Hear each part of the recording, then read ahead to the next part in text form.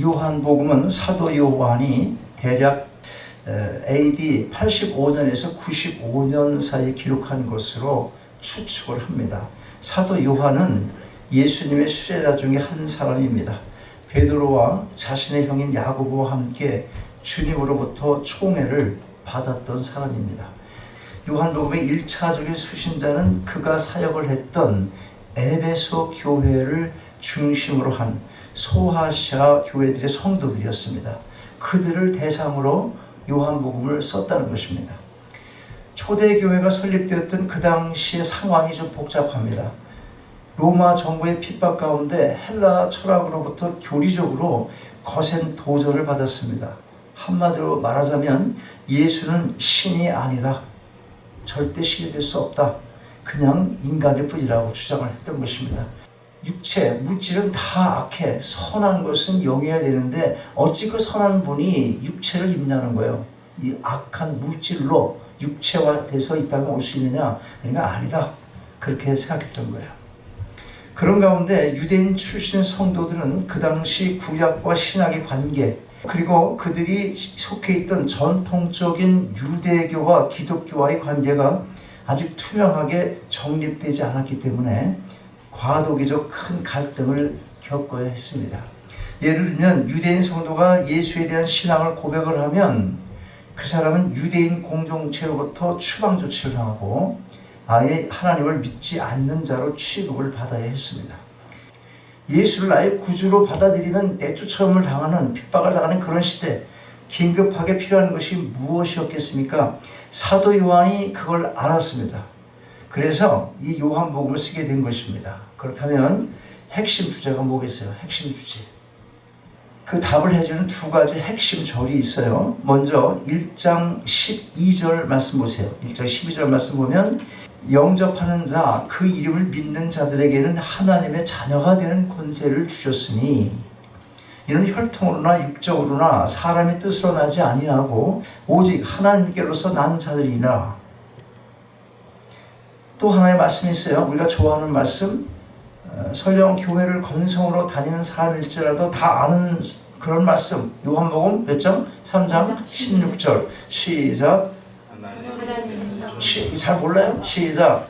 하나님이 세상을 이처럼 사랑하사 독생자를 주셨으니 이는 저를 믿는 자마다 멸망치 않고 영생을 얻게 하려 하십니다. 핵심이 뭡니까? 예수 믿으면 영생을 얻을 것이니 그 예수를 믿으라는 것입니다. 예수가 누구인데 누구나 그를 믿으면 영생을 얻습니까? 자, 그러면 과연 예수가 누구예요? 1절 말씀 다시 한번 읽어요. 1절 시작. 태초에 말씀이 계시니라. 이 말씀이 하나님과 함께 계셨으니 이 말씀은 곧 하나님이시니라.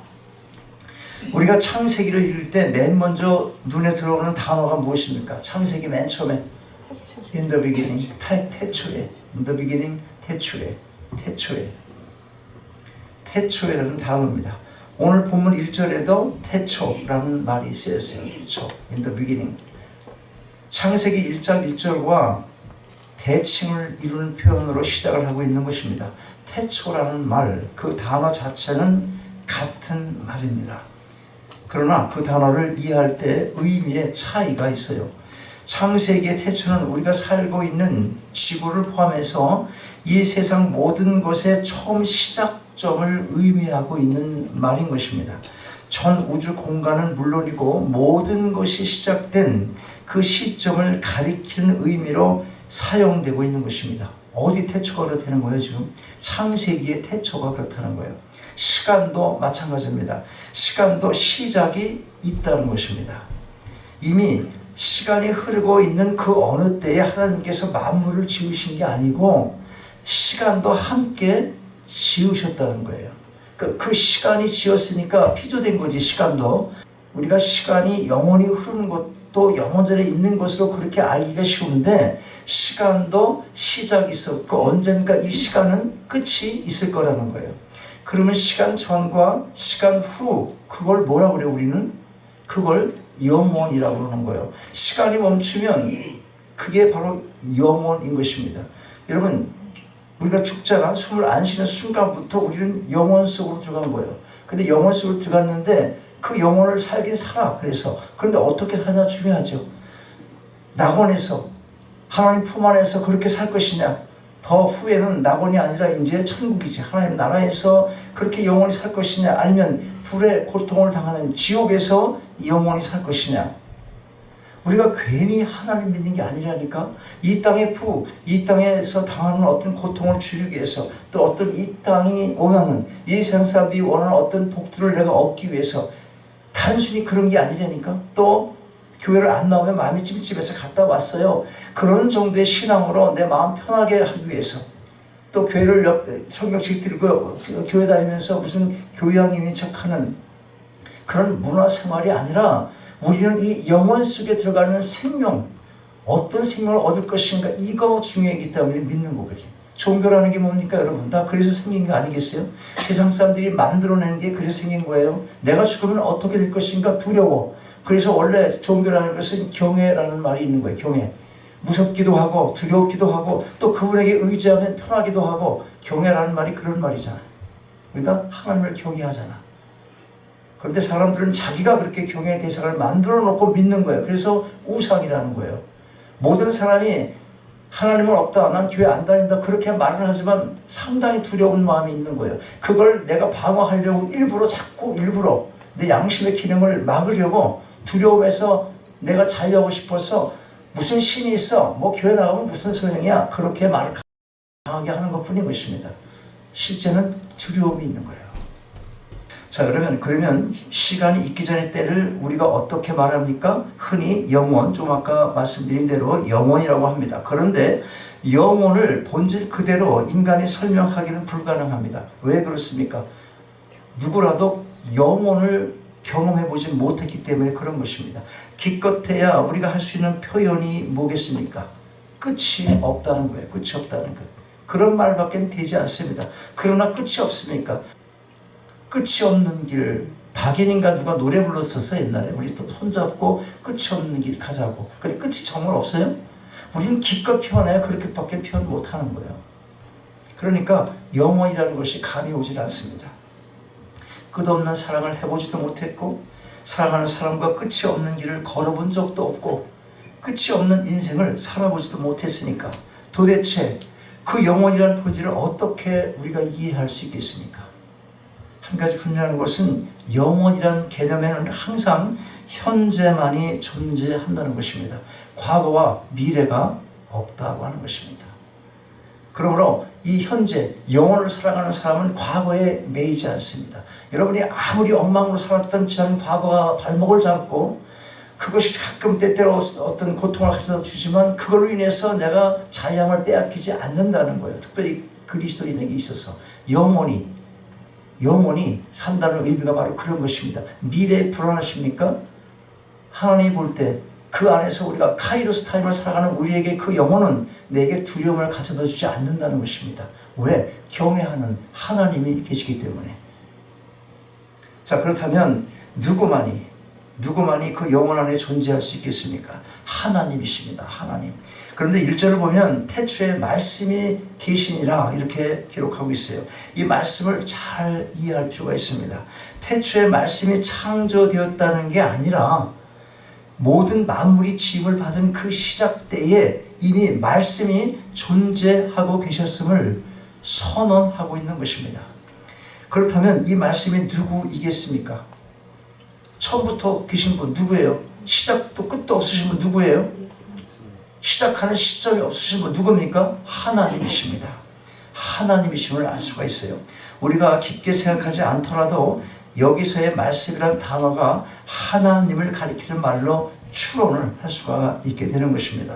무슨 말인가 하면 계속 이어지는 2절 이후의 말씀을 보지 않고도, 또는 신학적인 어떤 깊은 연구를 하지 않아도 우리가 일단 말씀이라는 단어가 하나님을 지칭하는 것이겠구나, 이렇게 짐작할 수가 있는 것입니다.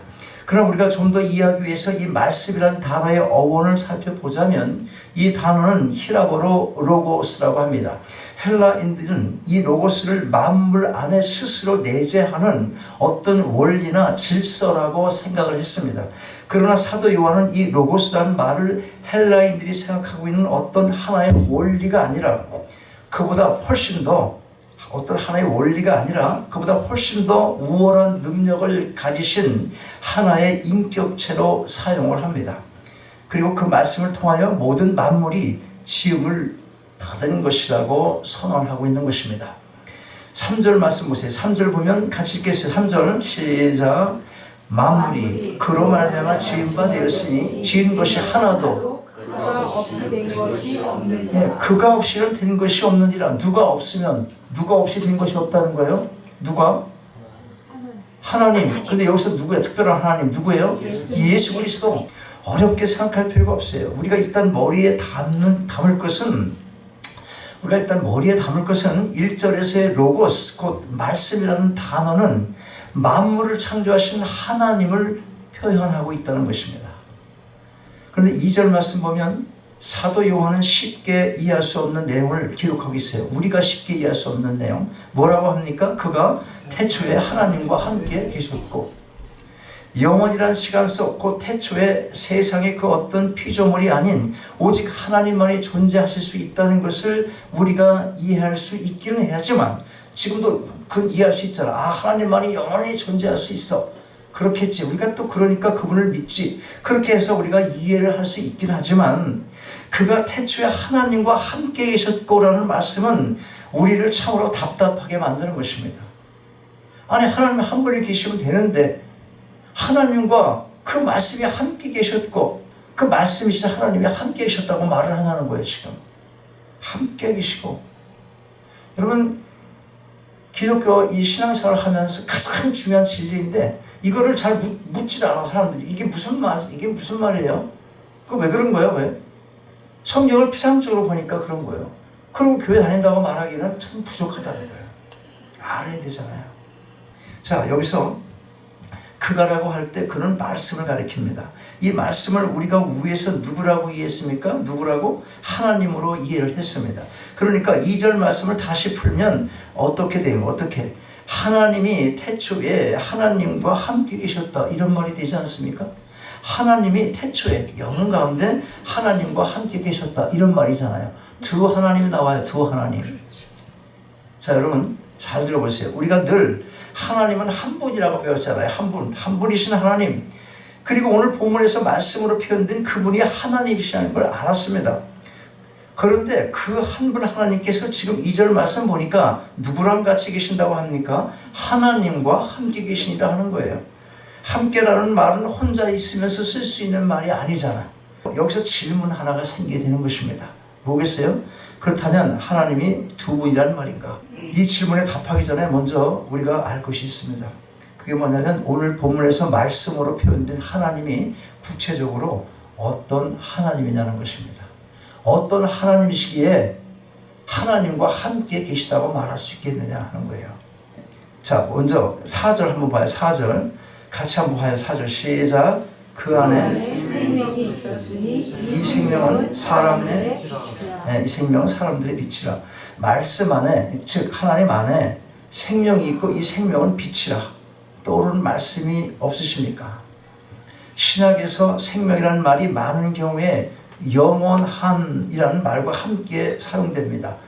그냥 생명이 아니라 영원한 생명, 곧 영생이라는 말로 쓰이고 있습니다.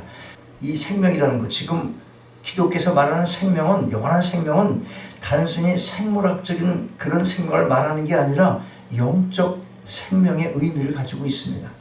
요한복음 6장 60절 이하를 보면 주님께서 많은 사람들이 자신을 떠나자 12 제자들에게 묻습니다. 너희도 갈 거야? 너희도 떠날래? 그렇게 물었어요. 베드로 대답이 뭔지 아세요? 주께 영생의 말씀이 계신데 내가 어디로 갑니까? 그렇게 대답을 했어요. 또 4절 말씀 후반 뭐라고 합니까? 생명은 빛이라. 무슨 말이에요? 예수께서 빛이라는 말이에요. 여기서 말하는 빛은 뭘 가리키는 표현입니까? 요한일서 1장 5절이 답을 줍니다. 우리가 저에게서 듣고 너에게 전하는 소식이 이것이니 곧 하나님은 빛이시라. 그에게는 어둠이 조금도 없으시니라. 그렇다면 오늘 본문에서 알 수 있는 한 가지가 분명해져요. 그게 뭐냐면 1절에서 표현된 말씀이라는 단어는 먼저는 예수 그리스도를 가리키고 있다는 것이고, 그리고 그분은 시간과 함께 우주 만물이 지어지기 전에 시공을 초월하여 이미 영원 속에서 하나님과 함께 존재하셨다는 것입니다. 이 말은 하나님이 두 분이시고 그 두 분 하나님이 함께 계셨다는 것이 아닙니다. 한 분 하나님이신데 함께 계신이라는 말로 표현할 수 있는 것은 성부 하나님과 성자 하나님을 각각 다른 하나의 person, 위격으로 표현하고 또 그렇게 이해하기 때문에 그런 것입니다. 좀 더 쉽게 다시 정리하자면 오늘 본문은 예수 그리스도는 만물이 지어지기 전 영원부터 존재하시는 분으로 교제를 할 수 있는 인격체이시고 본질상 하나님과 동일하신 분으로 신성을 가지고 계시다. 그 중요한 진리를 가르쳐주고 있는 것이에요. 왜 내가 서두에 말했는데 왜 요한이 이런 걸 쓴다고 그랬어요? 왜 예수는 신성이 있고 하나님이시다 왜 강조합니까? 왜? 그 당시 그렇게 거룩하신 분이 어떻게 육신을 입고 이 땅에 오느냐? 영은 선하지만 육신은 다 악하다. 그러니까 예수가 하나님이실 수는 없다. 그랬던 거예요. 그래서 그게 아니다. 예수는 하나님이시다. 그런데 뭐라는 거예요? 성자 하나님이라는 거예요. 그리고 이것은 한 걸음 더 나가서 성령을 포함하여 성삼위 하나님의 존재 양식, 즉 하나님께서 성부, 성자, 성령으로 지칭되는 독립적인 개체로서의 삼위로 계시되 그분의 본질에 있어서는 완전히 동일한 일체라는, 즉 삼위일체의 개념을 여기서 엿볼 수 있게 해주는 것입니다. 그런데 서두에서 잠깐 언급했지만 성자 하나님께서 인간의 몸을 취하고 이 땅에 오신 이후 초대교회 때부터 오늘날까지 그분의 신인 양성에 대해서 끊임없는 도전이 있어 왔습니다. 어떤 때는 인성을 부인하는가 하면 어떤 때는 신성을 부인하는 이단들이 있습니다. 인간도 아니고 신도 아니고 또 인간인 걸 부정하면 신이라는 것이고 신을 부정하면 그냥 인간이라는 것이고, 그러니까 하나님도 되시고 온전한 사람도 되신다는 것을 믿지를 않는 겁니다. 여러분 믿으십니까? 믿어지십니까? 누구만 믿을 수 있습니까? 누구만 믿을 수 있어요? 원론적으로 누구만 믿을 수 있어요? 중생한 자만 믿는 거예요. 중생한 자만. 그럼 누가 중생했습니까? 누가 중생을 합니까? 하나님의 선민들만, 하나님께서 선택한 자들만. 오늘날은 예수 그리스도의 인성을 부정하는 경향은 거의 없어요. 그런데 예수가 이 땅에 오셨으니까, 사람으로 왔으니까 이 인성을 잘 부정하진 않아요. 다. 그런데 그분이 하나님이라고 기독교 믿는데 진짜 맞아? 그래서 하나님은 아니야. 이런 종파가 굉장히 많다는 겁니다. 다시 얘기하면 예수 그리스도의 인성을 부정하는 경향이 거의 없어 보이긴 하지만, 그러나 특별히 신성을 부인하는 이단 종파는 여전히 존재한다는 거예요. 초대교회 당시 예수 그리스도의 신성을 부인했던 에비온파의 영향을 오늘날도 여전히 받고 있는 것입니다. 18세기에 등장한 자유주의 분파 유니테리언, 예수 그리스도의 신성을 부인하는 대표적인 기독교 종파입니다. 당연히 삼위일체 교리를 믿지 않습니다. 우리가 살고 있는 여기도 유니테리언 교회가 있어요. 이들은 성경에 기록된 창조에 관한 말씀을 하나의 설화나 신화로 간주합니다. 유니테리언은 동성결혼을 공식적으로 승인한 최초의 종파이기도 합니다. 여호와의 증인 몰몬교, 예수 그리스도의 신성을 부정하는 종교단체입니다. 이러한 이단들의 현저한 특성이 뭐예요? 바로 예수 그리스도에 대한 진리를 왜곡해서 전한다는 것입니다. 예수를 말하지만 우리가 믿는 예수가 아니라는 거예요. 어떤 사이비 종파는 교주 자신이 스스로 예수 그리스도임을 자처하기도 하고 다른 사람을 내세우기도 합니다. 문제는 신천지나 통일교 같이 완전히 이단인 걸 나타나는, 그렇게 되는 데는 우리가 가지 않잖아요, 일부러. 그런데 대한예수교 장로회라고 간판을 달고 무슨 침례교라고 간판을 달고 목회를 하는 그런 교회가 너무나 많은데 다 예수 이름으로 한단 말이에요.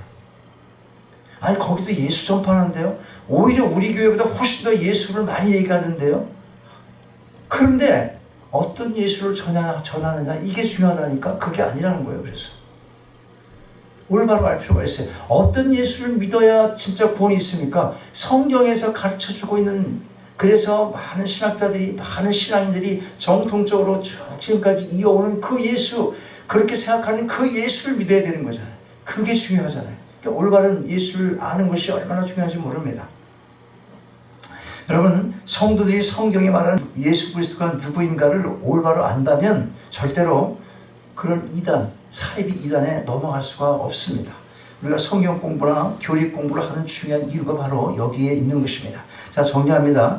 예수 그리스도는 영원전에 하나님과 함께 계셨으며 하나님과 동등하신 분이셨지만 비천한 인간의 몸을 입으시고 구속자로 이 땅에 내려오신 분이십니다.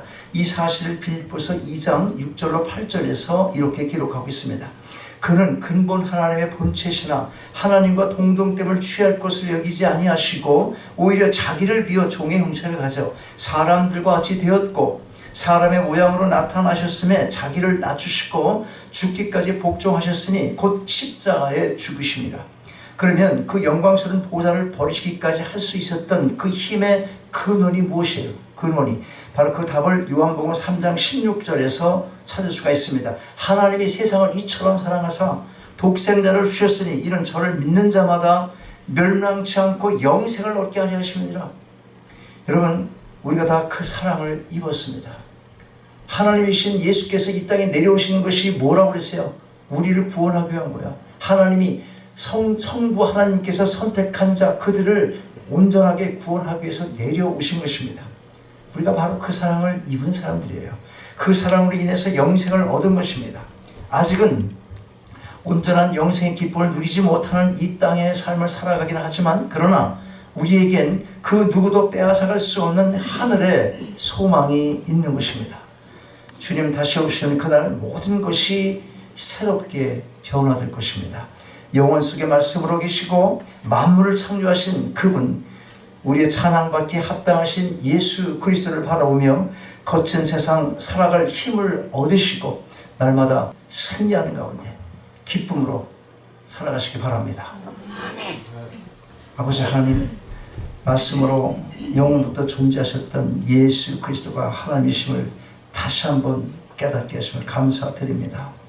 영적 어두움이 깊어지는 시대를 살아가고 있사오니 특별히 영적 분별력을 주셔서 사탄의 미혹으로부터 자유롭게 하시고 진리에 굳게 서서 믿음으로 승리케 하셔서 오직 하나님만을 섬기며 하나님께만 영광 돌리는 저희 모두의 삶이 다 되게 하옵소서. 주 예수 그리스도의 이름으로 기도하옵나이다.